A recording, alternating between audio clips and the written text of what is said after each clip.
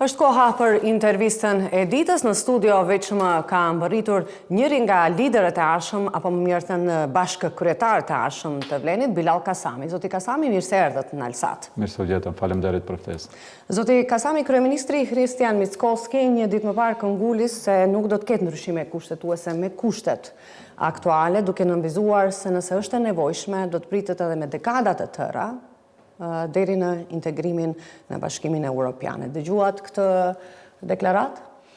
Ndëgjuam dhe për mua nuk është ndonjë risi, për shkak se Maqedonia e Veriut ka pritur me dekada derisa ka arritur në këtë nivel të integrimit drejt Bashkimit Evropian dhe sigurisht që ekziston rreziku që të vazhdoj edhe më tutje pritja.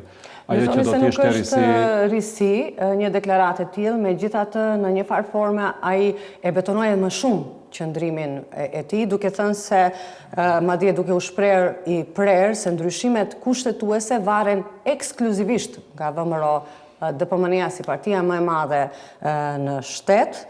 Vlenin as që e përmend dhe as që e konsideron fare i bi. Ndryshimet kushtetuese patjetër që nvaren nga partia, janë varur dhe do nvaren nga partia e cila i ka mbi 40 deputet. Në këtë rast, kjo është VMRO e cila i ka mbi 40 deputet dhe sigurisht derisa ndryshimet kushtetuese kërkojnë 2/3, çdo parti e cila e plotson këtë kusht që të bllokojë një proces të tillë mund të thosë se nvaren nga ajo. Sa i përket procesit eurointegrues, sigurisht që është një proces i dy anshëm që varet pa aq sa shkupi edhe nga Brukseli dhe është po ashtu një fakt i pamohueshëm që deri tash jo vetëm për Maqedoninë, por për shumicën e vendeve të integruara nga bloku lindor në Bashkimin Evropian, më shumë ka qenë si, do kisha thënë, vullnet i Brukselit dhe në disa raste edhe përkrahje drejt për drejt e vendeve për t'i plotësuar apo për t'i tejkaluar problemet që të integrohen në Bashkimin Evropian, se sa ka qenë interes i një anshëm dhe ekskluziv vetëm nga vendet aplikante. Pra në këtë rast, Bashkimi Evropian i ka hallet e veta dhe sigurisht që nuk është edhe aq i fokusuar në procesin e integrimit të këtyre vendeve dhe sot po ballafaqohemi me problemet bilaterale të cilat nga marrëveshja e fundit janë edhe pjesë e procesit eurointegrues. Pra unë më shumë e shoh si një situatë ku Brukseli nuk e ka fokusin që do duhej të ketë që edhe këto vende të mbetura të jenë pjesë e Bashkimit Evropian, se sa mos interesim apo mos gatishmëri nga vendet aplikante. Ju thoni se BE-ja ka hallet e veta, por edhe ne kemi hallet e tona, thatë që kemi pritur me dekada, megjithatë zoti Kasami, shqiptarët, siç e dini edhe ju, nuk kanë kohë që të presin, aq më pak me edhe dekada të tjera. Ta moti kanë filluar integrimin në Bashkimin Evropian, duke lënë apo duke braktisur këtë vend. A do të kërkoni ju si Vlen të takoheni me kryeministrin Kristian Mickoski dhe të kërkoni sqarime? Patjetër që jo që do të kërkojmë, por ne takohemi. Do thonë kemi komunikim të rregullt me kryeministrin si partner të koalicionit ku i bisedojmë gjithë këto çështje. Në takimin e fundit kemi biseduar hapur këtë çështje dhe po ashtu kemi ardhur në konkluzion atë që thash më herët që nuk është vetëm pra interes dhe gatishmëri ekskluzive e njërës anë, pra është interesi dyanshëm integrimi në Bashkimin Evropian i kësaj pjesë të mbetur të Ballkanit. Biles kemi biseduar edhe rastin që është, do kisha thënë, shumë ndryshe se situata e Maqedonisë, që është rasti i Shqipërisë, ku Shqipëria nuk ka ndonjë problem të hapur me ndonjë vend fqinj, ku kryeministri i ka dhënë të gjitha mundësitë e hapura vetëm e vetëm që Shqipëria të jetë pjesë e Bashkimit Evropian, duke ofruar edhe mundësinë që mos, më thonë, ketë komisioner në Bashkimin Evropian të jetë mbuluar nga një vend tjetër, këtë rast nga Italia, duke ofruar që mos e ketë drejtën e vetos, që kanë edhe vende shumë më të vogla se Shqipëria, vetëm e vetëm që tjetë pjesë e Bashkimit Evropian, po ende nuk ka një përgjigje decide se Shqipëria në vitin 2027 apo 2029 do të jetë pjesë e Bashkimit Evropian. Megjithatë ne ishim bashkë me Shqipërinë, por Shqipëria ka ecur shumë para, ka hapur gjitha kapituj. Nuk është që ka ecur shumë para, nuk është që ka ecur shumë para, i ka hapur kapitujt, po edhe Serbia shumë më herët ka nisur hapjen e kapitujve, po ka ngecur, pra është një proces i cili përsëri po them më shumë unë e shoh si një kapacitet absorbues apo thithës të Bashkimit Evropian, të Brukselit, edhe të këtyre vendeve me gjithë problemet që i kanë, se sa vetëm vullnet i njashëm, dhe këtu është çështja që patjetër na duhet neve, si na është dashur në të kaluarën, edhe tash na duhet përkrahja nga Brukseli, nga Washingtoni për të zgjidhur problemet e mbetura bilaterale me Bullgarinë këtë rast dhe për të ecur procesi përpara. Megjithatë, zoti Kasami, deklarata ndryshe kishte Vleni para se të bëjë pjesë e pushtetit, marrëveshja midis VMRO-s dhe Vlenit pikë të parë ka integrimin e vendit në Bashkimin Evropian, që sipas liderit Ashës Arben Taravari, që dikur ishte me ju tani nuk është bërë me insistimin e tij. Por si duket, kjo pikë është bërë e fundit në prioritetet e qeverisë. Përkundrazi, pika e integrimit vazhdon të jetë në krye të prioriteteve edhe të Vlenit edhe të qeverisë. Nuk di që qeveria ka ndryshuar programin e saj dhe ka ndryshuar prioritetet, vazhdon të jetë po i njëjti program, po përsëri po them që sa i përket procesit eurointegrues, Maqedonia i ka këto probleme të cilat i ka dhe nuk është vetëm çështja e ndryshimeve kushtetuese dhe futja e komunitetit bullgar. Ne kemi thënë dhe vazhdojmë të themi që po të kemi jo garancë këtë rast, bile nuk them unë garancë, po të kemi sinjalet edhe më të vogla që kjo do të ishte kërkesa e fundit dhe do të kemi një rrugtim të qartë drejt Bashkimit Evropian, patjetër që do të kishte përkrahje jo vetëm nga Vleni, por edhe nga partitë tjera pjesë të Shëndizit. Por që në një farë forme kjo është edhe kërkesa kryesore e VMRO-s dhe Në këtë rast po themi që përsëri po kthehemi te ajo që edhe më tutje Brukseli po diskuton variacionet e asaj se si ti integroj këto vende në Bashkimin Evropian. Pra, e dini që kishte një ofertë që do t'ju bëhet një ofertë vendeve të Ballkanit Perëndimor për integrim të, domethënë, me faza në Bashkimin Evropian, ku jo në të gjitha fushat do të jenë të barabartë si vendet anëtare ekzistuese. Pra, edhe më tutje Bashkimi Evropian po analizon strategjitë se si vendet e mbetura nga Europa, nga Ballkani Perëndimor të jenë pjesë e saj. Pra, kur do ketë Europa një strategji të qartë, Brukseli unë besoj që edhe Maqedonia, edhe Shkupi, edhe qeveria do ta kemi të gatshme, do të thonë, gjithë procesin. Që ta marrim atëherë shumë seriozisht deklaratën e Mickoskit, ku thotë se ai ndryshime kushtetuese nuk do të ketë me, derisa VMRO-ja është në pushtet, me këto kushte të cilat, sepse Bashkia Ndërkombëtare ka bërë qartë se integrimi BE kalon përmes ndryshimeve kushtetuese. Nuk është që Maqedonia nuk e ka prioritet. Përkundrazi, dinamika e realizimit të reformës, agjendës reformuese është ndër më të lartat. Biles Maqedonia pranoi shumën më të mëdha të parave që vinë si kusht me realizimin e agjendës reformuese. Pra, sot qeveria ndër prioritetet e saj më të larta vazhdon të ketë agjenda reformuese që është kusht për vazhdimin e procesit integrues dhe gati se kemi arritur pjesën më të madhe të kërkesave nga kjo agjendë të realizojmë dhe po punohet intensivisht pra nga qeveria për të avancuar procesi. Që Maqedonia kur të zgjidh edhe këtë problem me futjen e komunitetit bullgar në kushtetut, të jemi ndoshta afër edhe para Shqipërisë. Se dua dalë edhe një çështje tjetër, por pavarësisht kësaj ndryshimet kushtetuese mbeten, pavarësisht reformave, ndryshimet kushtetuese mbeten kushti për integrim Bashkimin Evropian. Një çështje tjetër, zoti Kasami, qeveria juaj po ndryshon trajektorin e korridorit 8. Struga me gjas përfundimisht nuk do të lidhet me autostradën Ohër-Kërçov, pasi po bëhet gjithnjë me sigurt se segmenti nga Trebenishta deri në Qaftan, i cili duhet lidhe me autostradën 57 kilometra të gjatë, nuk do të ndërtohet. Pse ndodh kjo, zoti Kasami? Unë nuk di ndonjë territor tjetër ku do të kaloj korridori 8. Nuk di që ka ndonjë vendim të qeverisë që qeveria e Maqedonisë së Veriut apo Maqedonia nuk është pjesë e korridorit 8. Duhet të bëjmë një distinksion të qartë mes zgjidhjes teknike, projektit si propozim konkret dhe projektit si interes strategjik i vendit që lidh disa vende të NATO-s dhe disa vende të Bashkimit Evropian. Pra është një ndër korridoret më të rëndësishme pan-europiane në të cilin Maqedonia është pjesë shumë kohë më parë dhe do të vazhdojë të jetë. Pra, në kohën kur në segmente tjera të korridorit 8, duke nisur nga Bullgaria në kufiri me Bullgarin, deri në kufi me Shqipërinë, po punohet intensivisht, të thuhet se korridori 8 nuk do të kalojë nga Struga, unë mendoj se nuk është e tha kryeministri Mickoski një ditë më parë ai vetë sa konfirmoi arsyetimin e UNESCO-s. Kryeministri atë që unë kam dëgjuar ka thënë që kjo zgjidhje që është ofruar, ky projekt, kjo zgjidhje teknike ka probleme sepse nuk ka marrë pëlqim paraprak nga UNESCO. Pra është çështje të cilën na e ka lënë si problem qeveria paraprak dhe cilin edhe këtë problem, si shumë tjera, do duhet ta zgjidhim. Po se korridori 8 do të kalojë nga Struga, këtë nuk e ka thënë asnjëherë kryeministri dhe nuk besoj që pra thoni që ky ndryshim ndodh vetëm për shkak të kërkesave të UNESCO-s dhe nuk është skenar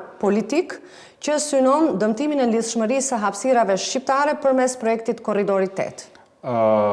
Shijoni, patjetër që kjo lidh shqiptarët e Maqedoninë së Veriut me Shqipërinë, por ajo që është më e rëndësishme, kjo është projekt me rëndësi strategjike edhe për Maqedoninë e Veriut, sepse për skaj Selanikut, që është, domethënë, porti kryesor hyrjes i mallrave për Maqedoninë e Veriut, ne krijojmë edhe një port tjetër po aq të rëndësishëm me një largësi po aq të njëjtë. Pra, sa është me rëndësi për shqiptarët dhe Shqipërinë, po aq me rëndësi është për Maqedoninë e Veriut dhe ekonominë e vendit që të ketë edhe një port alternativ, pse jo edhe port të tretë në Bullgari dhe në Burgas. Pra, në këto raste, këto korridore nuk janë të parapara vetëm për çështje abstrakte se Europa i ka paraparë si të tillë. Pra, janë me interes strategjik për integrimin e këtyre territoreve drejt Bashkimit Evropian. Jo, unë po them që po bëhet me intensitet më të madh se sa që është bërë në të kaluara. Nuk do ndryshohet në asnjë moment trajektoria, mund të ndryshohet zgjidhja teknike nga pjesa ku ka qenë sot dhe mund të lëviz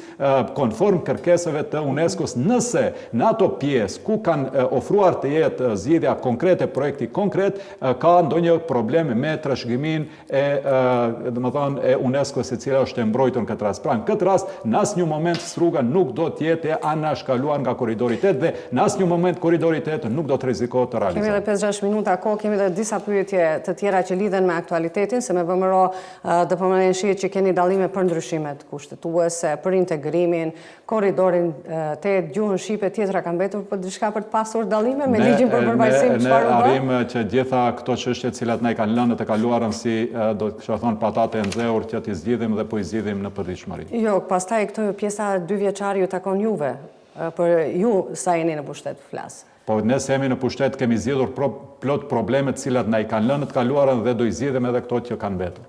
Do shohem aty koha do e tregoj zoti Kasami. Anketa e fundit e Market Vision ju nxorri politikan me 2% besueshmëri dhe mbështetje, ndërsa Izet Mexhitin, liderin tjetër të Vlenit, e nxorri me 3.9. Ali Ahmeti sipas anketës ka mbështetje sa ju të dy bashk. Kjo ndodh duke qenë lideri i opozitës. Nuk është që jam marrë shumë kaluarën me anketa, edhe kur kam pasur rejting më të ulur, unë kam fituar tetovën edhe mandatin e parë dhe të dytin. Për mua anketa më e mirë janë qytetarët, janë përkrahja që kam në përditshmëri, por edhe gjatë gjithë cikleve zgjedhore dhe të pushtetit qendror për edhe në zgjedhjet parlamentare dhe në zgjedhjet lokale, kështu që më shumë se sa me anketat po merrem me zgjidhjen e problemeve të qytetarëve nga pozicioni i pushtetit lokal, por edhe nga pozicioni i një ndër udhëheqësve të Vlenit për të integruar Vlenin në një subjekt politik dhe shqiptarëve përfundimisht t'ju ofrojmë një alternativë të mirëfillt, pra rinisë intelektuale të shqiptarëve të cilët kërkojnë një përfaqësim adekuat konform përgatitjes së tyre profesionale që t'ju japim një përfaqësim adekuat, dhe këtu është fokusion dhe jo se kush do të jetë i pari dhe i fundi, sepse asnjëherë për mua nuk ka qenë me rëndësi ku do të jem në anketat, cilat nuk e di kush i ka porositur dhe kush qëndron pas dhe ku është ideja e tyre, sepse edhe njëherë them fatkeqësisht në Maqedoni më shumë se sa që janë anketat matje opinionit publik, janë tentim për të krijuar opinion publik. Atëherë kur jemi te Vleni, zoti Kasami, ku janë Arben Fetaj dhe Fatmir Limani? Informatat që i kam për momentin janë jashtë vendit, sepse nuk e dim kur janë jashtë vendit. Sepse herën e fundit kur kisha në intervistë zotin Mexhiti edhe ai tha jashtë vendit. Dhe pyetja ime ishte jashtë vendit apo jashtë Vlenit? Atje di nuk janë për momentin brenda vendit, po kur nuk kam pas ndonjë komunikim, sa i përket Vlenit, sipas informatave që i kam, me një farë forme me vetë dëshirë ata nuk do t'jenë pjesë e Vlenit. Me vetë dëshirë nuk do t'jenë pjesë e Vlenit, Toni. E kanë kumtuar këtë vendim? Po në komunikimin e deri tani shumë asaj rrugë janë. Me kë kanë komunikuar, me ndonjëri nga... Ju s'kanë komunikuar? Zotri Fetaj ka pasur komunikim me partinë e vetë, ka pasur në një takim të fundit, ku, më thonë, edhe njerë po them, rrugtimi i tij është jashtë vendit. Zoti Fatmir Limani? Zoti Fatmir Limani, edhe ai shumë herët i ka ndërprerë komunikimet me lëvizjen e Besa dhe unë besoj që në rrugtimin tonë të Vlenit nuk e shoh se ai do të jetë pjesë e kombinatorikave politike. Mickovski ka paralemruar rikonstruim të qeverisë në maj ose qershor. A do të zëvendësohen Fatmir Limani dhe Arben Fetaj? Atë që ka thënë edhe kryeministri në kontinuitet dhe që është një realitet, është një marrëveshje, kjo qeveri është një marrëveshje mes VMRO-s apo koalicionit të udhëhequr nga VMRO, Vlenit dhe partisë Znam. Dhe sigurisht që edhe rikonstruimi do t'jetë bazuar në një marrëveshje të re për atë se cilat dikastere do të zëvendësohen edhe se si do të vazhdoj më tutje rikonstruimi i qeverisë. Pra, derisa ne kemi një marrëveshje politike mes këtyre 3 subjekteve politik apo koalicioneve, do të vazhdoj e njëjta, që do të thotë që propozimet e ministrave, kush do t'i konstruohet dhe kush do të mbetet, do t'i bëjnë përsëri subjektet dhe koalicionet të cilët i kanë propozuar fillimisht ata ministra. Që do ministra. thotë a do kërkoni, as do kërkoni? Që ndryshojnë emrat e Arben Fetaj dhe Fatmir Limani? Patjetër që në rikonstruim do të kërkojmë disa ndryshime, me sira do të jenë edhe emrat në fjalë. E ndryshime në sektor tjerë paralemroni përveç Fetaj dhe Limani? Patjetër, do më thonë, besoj që do të ketë mundësi që edhe sektor tjerë të ketë rokadat të ministrave edhe brenda Vlenit, nëse do të shohim interesim edhe nga partit tjera, ne jemi të gatshëm të bisedojmë edhe për rokade edhe më të gjera. Ndryshim dikasteresh, Toni? Ndryshim dikasteresh. Dhe cilin e keni, nëse mund të them, sepse është herët, në cilin e keni synuar?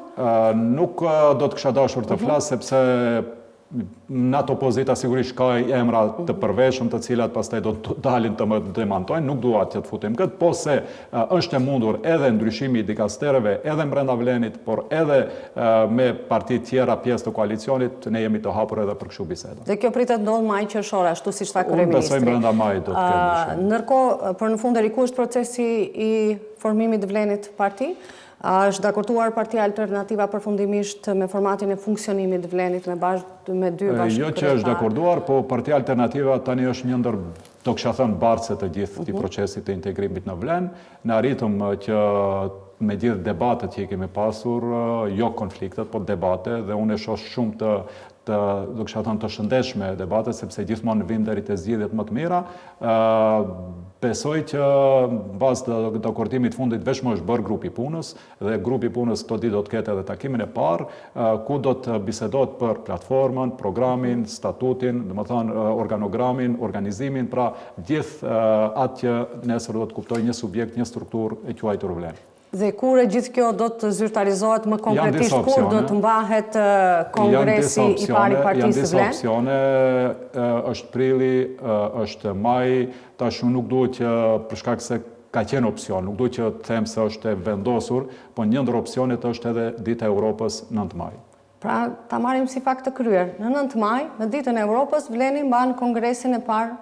Është ndër propozimet, sepse përsëri, për shkak se nuk jam unë ekskluzivisht që vendosi, janë 5 liderë të cilët me konsenzus do duhet të vendosim për shumë çështje, po një ndër ato që ka një dakordsi është Dita e Europës, dhe unë besoj që me 9 maj do të mbahet kongresi i parë i Vlenit. Dhe pse do ju kthej në fillim të intervistës, pse e keni zgjedhur 9 maj Ditën e Europës, ne asesi nuk po integrohemi në Bashkimin Evropian? Që tregojmë që edhe më tutje fokusi jonë është Europa dhe do të mbetet e tillë, jo vetëm e Vlenit, por edhe VMRO-s, edhe gjithë partive tjera të cilat jashtë një partie e cila ka dilema që e gjithë e din, gjithë partit tjera, qoftë shqiptare, Maqedonas apo gjithë komuniteteve, fokusin kryesor, prioritetin kryesor e kanë integrimin në Bashkimin Evropian. A do thotë kjo që do të bëni edhe presion më të madh ndaj Mickovskit për ndryshimet kushtetuese? Kjo do të thotë që do të jemi më të angazhuar dhe do të japim kontribut më të madh që sa më shpejt Maqedonia e Veriut të bëjë ndryshimet që kërkohen dhe sa më shpejt vazhdoj procesi i integrimit në Bashkimin Evropian. Zoti Kasami, faleminderit që sonte ishit në Alsat. Ishit nëse, faleminderit juve.